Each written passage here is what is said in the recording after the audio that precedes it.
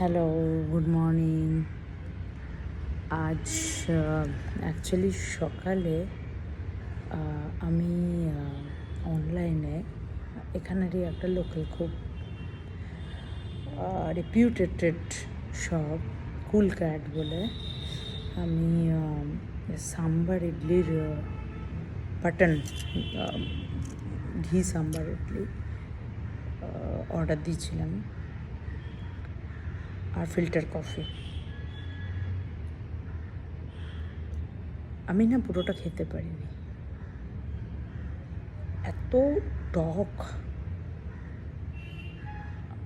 মানে আমি মনে হচ্ছে 3 to 4 স্পুনস অনেক কষ্ট করে নিজেকে বুঝিয়ে সুঝিয়ে খাওয়ার চেষ্টা করছিলাম, খাবার নষ্ট করতে নেই, কিন্তু আমি পারিনি।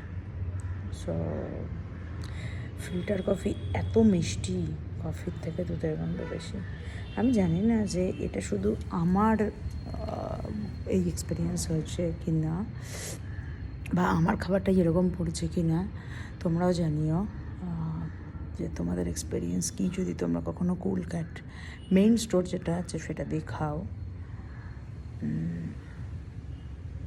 ব্যাস এইটুকুই শেয়ার করার ছিল। Thank you, have a nice day.